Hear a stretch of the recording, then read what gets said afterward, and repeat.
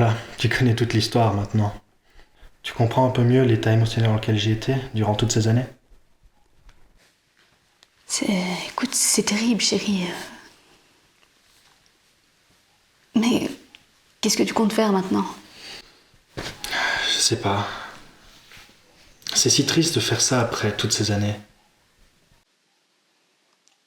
C'est incroyable ce que peuvent faire tes proches.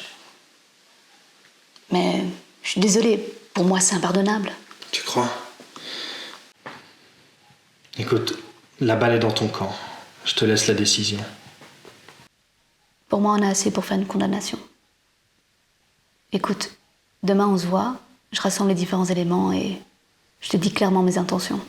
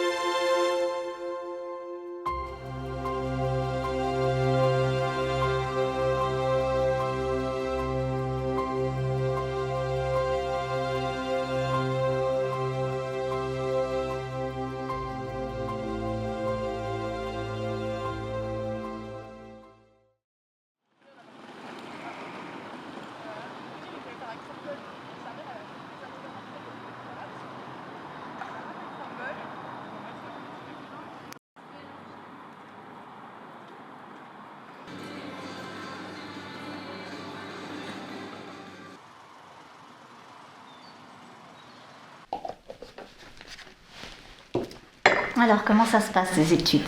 T'aimes toujours autant? Pour l'instant, oui, tout se passe bien. Tant mieux. Tu te rends compte que dans un an, tu devrais être diplômé ingénieur? Croisons les doigts.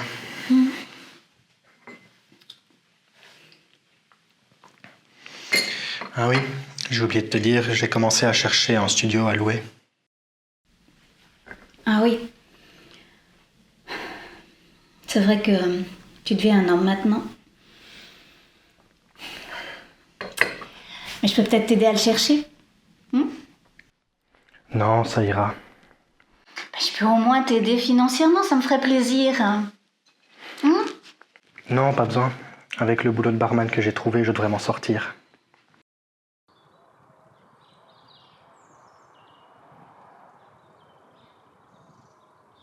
Tout va bien, mon chéri? Oui, très bien. D'ailleurs, j'ai quelque chose à t'annoncer. Oui, dis-moi. Je sors avec une fille. Quoi, mais c'est une fille sérieuse au moins? Oui, bien sûr. Je vais quand même pas sortir avec n'importe qui. D'accord, et elle s'appelle comment? Lydia Watson. C'est un joli prénom. Elle est d'origine anglaise?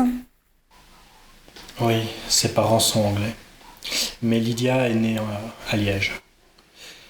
Ce que je voulais t'annoncer, c'est qu'on envisage de se mettre en ménage tous les deux. En ménage? Mais c'est pas un peu précipité tout ça? Non, on s'entend très bien déjà.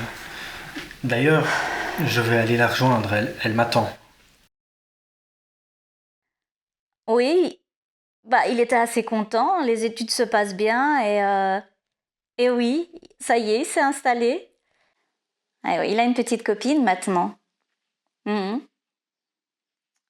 Euh, Dimanche, tu dis? Oui, ça va. Tu veux que j'apporte quelque chose? Ok, ok, ben on fait comme ça. D'accord. Allez, bah à dimanche alors, hein? Oui, je t'embrasse, papa. Bonne journée, hein? À dimanche.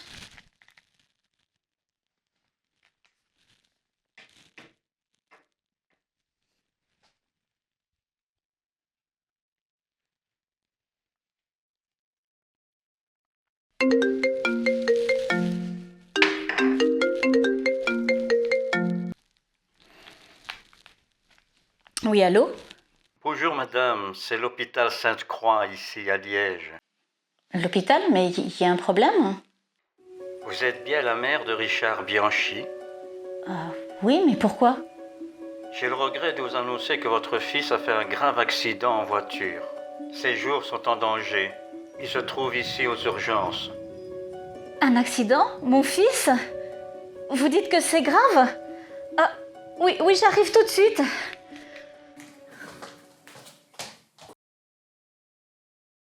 Tu tiens le coup? Tu sais, c'est vraiment dur. J'ai du mal. Je peux te poser une question? Je sais ce que tu vas me dire. Tu es toujours persuadé que Richard est vivant? De plus en plus certaine. Qu'est-ce qui te fait dire ça? Je sais pas. L'intuition, je crois. Tu sais, moi aussi je serais heureux qu'il soit toujours là, mais tout a dit que le contraire. Je sais. J'ai besoin encore de faire quelques recherches. J'en ai vraiment besoin. Ça m'aide à tenir le coup. Tu comprends?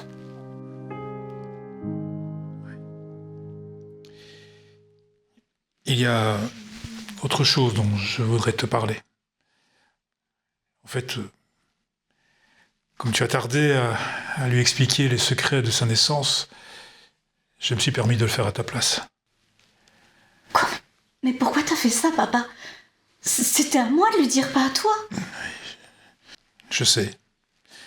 Je sais, mais il y a 24 ans, il était temps qu'il sache. Ta mère n'est pas là? Ah, non, elle est chez une amie.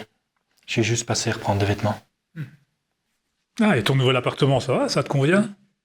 Oui, il est très confortable. Et toi, grand-père, comment ça va de ton côté? Tu sais, comme un vieil homme. Arrête, tu seras centenaire, j'en suis sûr. Bon, ça, on verra, hein. On verra. Dis-moi, est-ce que ta mère t'a déjà parlé de ta naissance? Non, elle ne m'a jamais rien dit. Qu'est-ce qui s'est passé à ma naissance? Écoute, ça fait longtemps qu'elle aurait dû t'en parler, mais là, tu as 24 ans, il faut absolument que tu saches la vérité. Tu commences à me faire peur.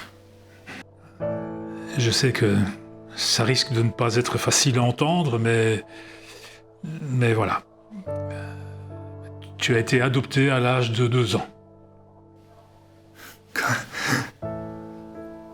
J'ai été adopté. Oui, je comprends que tu sois surpris. Mais tu sais, ta mère t'a élevé, elle t'a donné une bonne éducation, elle t'a aimé, comme si elle t'avait mis au monde. Oui, c'est vrai. Mais j'aurais trouvé ça plus correct qu'elle me le dise plus tôt. Oui, ça c'est vrai, tu as raison. Je peux te poser une question? Oui. Depuis un bon moment, je trouve que tu as l'air soucieux. Si tu avais des problèmes, tu m'en parlerais. T'en fais pas, grand-père, je vais bien. Et quand est-ce que tu lui en as parlé? Quelques jours avant son accident.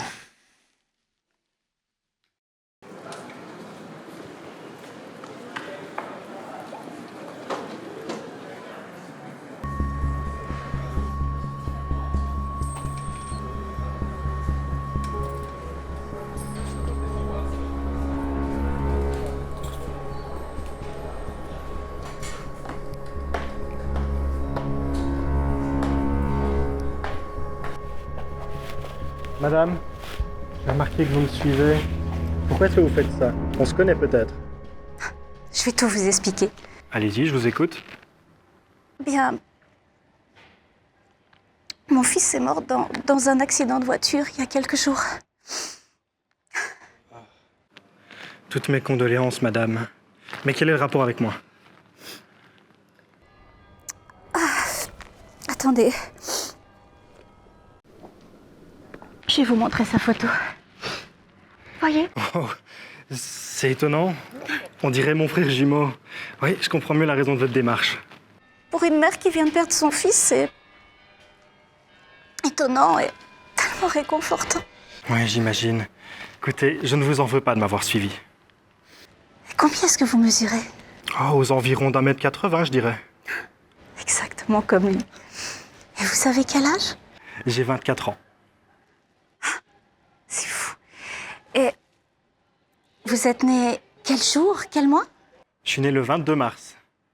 Attendez, ne me dites pas que c'est la date de naissance de votre fils. C'est incroyable, cette coïncidence, c'est fou. Oui, c'est vrai.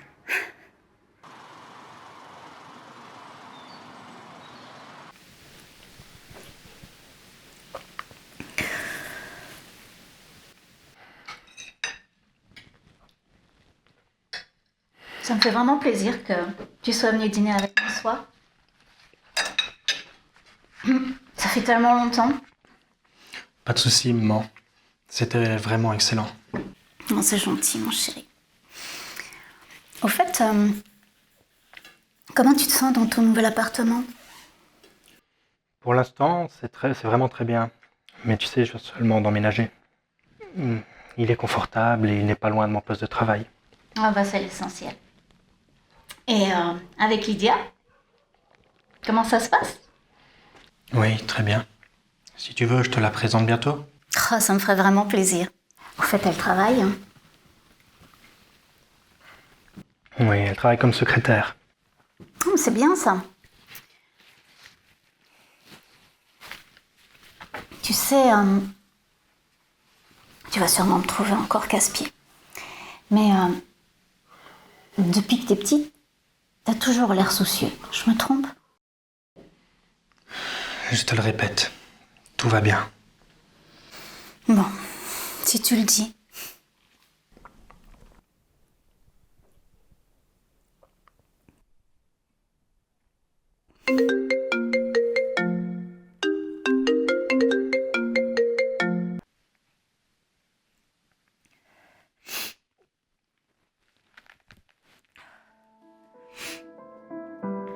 Bonsoir, papa. C'est encore pénible.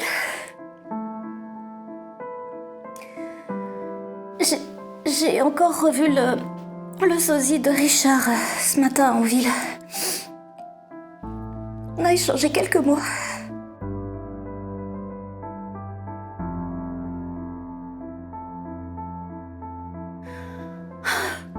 Je sais, c'est plus fort que moi. Quand je revois ce jeune homme, j'ai l'impression de revoir Richard. En plus de la ressemblance, il est né la même année, le même mois et le même jour. C'est quand même étonnant, non? Bonjour mademoiselle, je suis Catherine Bianchi. Je ne vous dérange pas, j'espère. Bien, je suis la mère de Richard Bianchi. Vous avez fréquenté mon fils juste avant sa mort, n'est-ce pas? Pourriez-vous me raconter votre dernière rencontre, s'il vous plaît? J'essaie de reconstituer ces derniers jours avant l'accident. Peut-être pourrions-nous nous rencontrer pour en reparler? Ok, je connais le café Le Relax à Liège.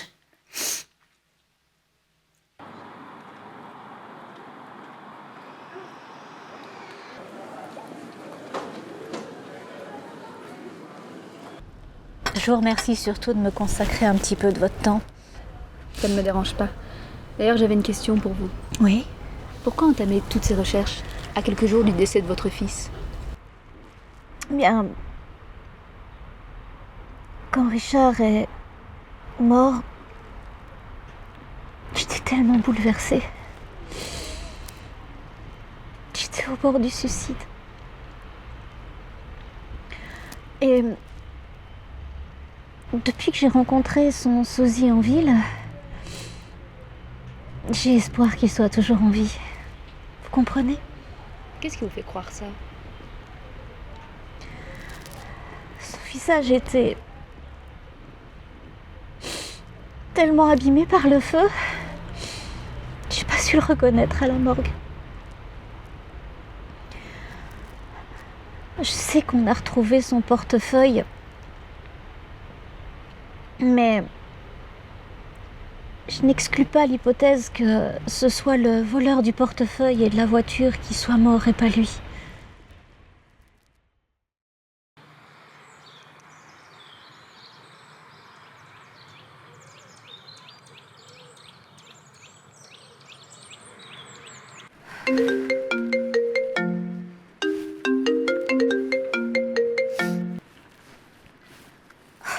Salut Virginie. Ça fait longtemps. Merci. C'est un véritable enfer pour moi. Mais il y a quelques jours, j'ai croisé son sosie en ville.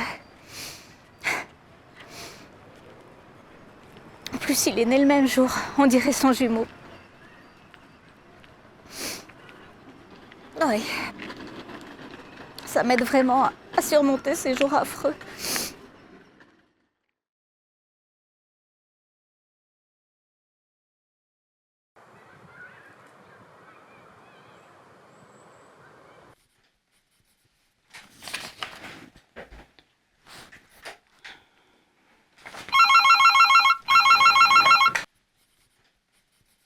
Ouais, Charles, ouais. Ouais, ok. Ouais, je la fais rentrer, oui. Ouais. Entrez, madame.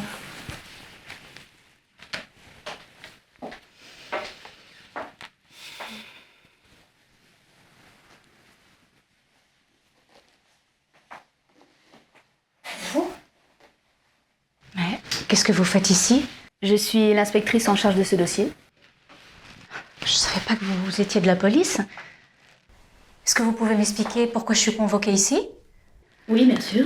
Vous êtes accusé de 2 méfaits très graves. C'est insensé. De quoi s'agit-il? Eh bien, il s'agit d'un vol, kidnapping d'un enfant et d'un homicide sur la personne de votre mari. C'est n'importe quoi. J'ai volé ni tué personne. Richard, qui vous présentait être votre enfant, a été adopté, c'est bien ça? Avez-vous des preuves qui concernent cette adoption? Je ne pense pas. Vous l'avez enlevé lorsqu'il avait 2 ans. C'est bien ça? C'est insensé. Regardez cette photo. Vous voyez? Vous avez ici Madame Perrault, donc la mère des 2 enfants. Et là, vous avez 2 jumeaux. C'est une photo truquée, vous voyez bien. Bien sûr. Madame Perrault n'a pas su venir, car, comme vous en doutez, avec la mort de son premier enfant, la douleur est insoutenable. Mais elle m'a néanmoins écrit une procuration. Je vais vous la lire. Je sous-signais Gisèle Perrault, déclare avoir été victime du vol de mon enfant, Jacques. Il avait 2 ans. Cela s'est passé un après-midi. Jacques et moi étions dans la cour de la maison. Je suis rentrée un instant en cuisine pour prendre une bouteille d'eau. Quand je suis revenue, Jacques avait disparu. Signé Gisèle Perrault. Vous pouvez attester de ce document. Ça va, c'est pas la peine. Je t'avoue tout.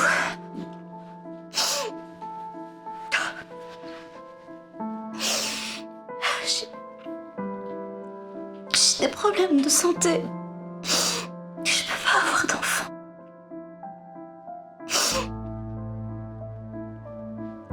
Je pouvais pas adopter non plus.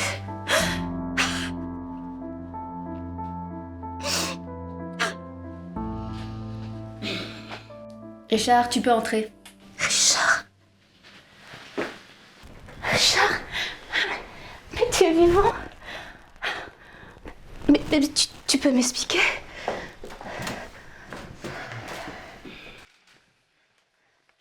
Jacques, c'est le nom du bébé que tu as volé. Mon vrai nom. Celui qui est mort dans l'accident, c'est mon frère jumeau, Michel. Bon, je vais tout t'expliquer. 2 jours avant l'accident, j'ai reçu un appel téléphonique.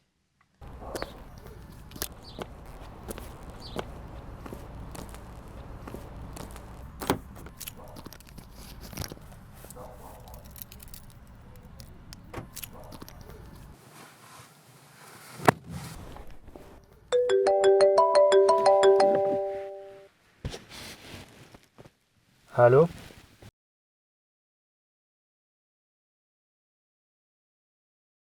Bonjour monsieur. Qui vous a donné mon numéro de téléphone? D'accord. Mais qu'attendez-vous de moi, monsieur?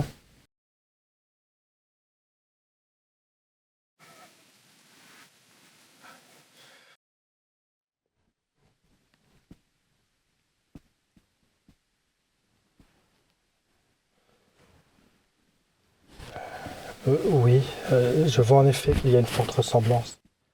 Mais vous savez, ça ne prouve rien. Toutes les personnes ont des sosies.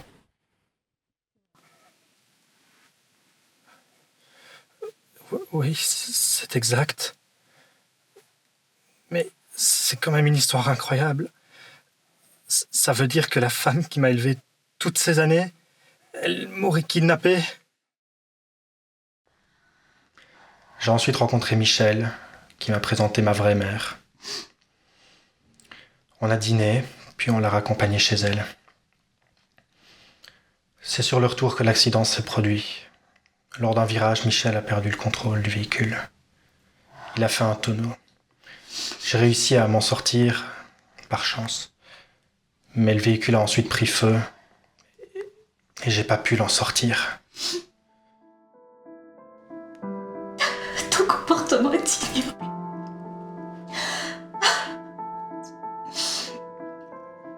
Tu seras bien moqué de moi. Tu auras joué la comédie jusqu'au bout.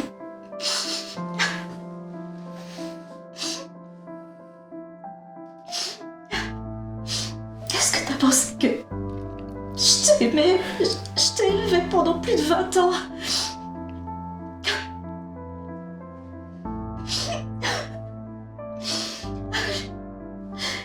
J'ai plus de peine que le jour où on m'a annoncé ton accident. Tu sais, si j'ai joué la comédie, si j'ai joué le sosie comme ça, c'était justement pour alléger ta peine. Alors que je ne supportais plus d'être dans la même pièce que toi. Je ne savais même plus te voir. Et c'est Lydia qui m'a convaincu que tu devais répondre de tes actes devant la justice. Madame, revenons-en. La deuxième accusation. Non, j'ai avoué pour l'enfant, mais j'ai tué personne. Madame, quelqu'un vous a vu ce jour-là? Non, c'est pas possible, c'est pas vrai. Si, j'étais là ce soir-là. Je t'ai vu lorsque tu as frappé ton mari. Il a ensuite dévalé les escaliers. C'était traumatisant. J'avais que 5 ans. J'ai tout dessiné dans mon carnet. Tu l'as sûrement retrouvé, je suppose.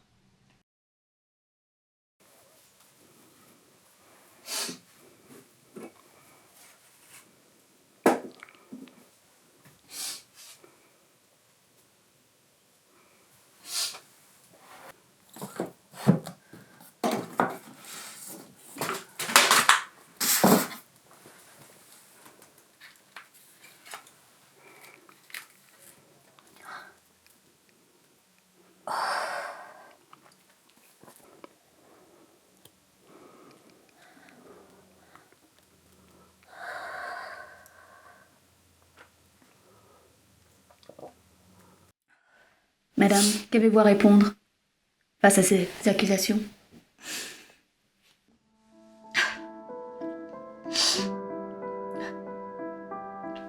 Non, c'est vrai. Ce soir-là, on a eu une violente dispute avec mon mari.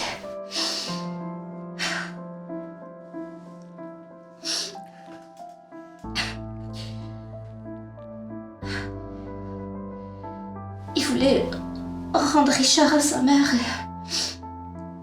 moi je voulais absolument pas. Je suis devenue folle de rage. Quand il est sorti de la chambre, j'ai pris un bâton. Je l'ai frappé à la tête. Il est tombé dans les escaliers. Bien. Pour moi, le dossier est terminé. Je vais maintenant m'en référer au juge d'instruction, qui va vous convoquer d'ici peu. En attendant, vous avez ordre de ne pas quitter le pays. Vous pouvez disposer et rentrer chez vous.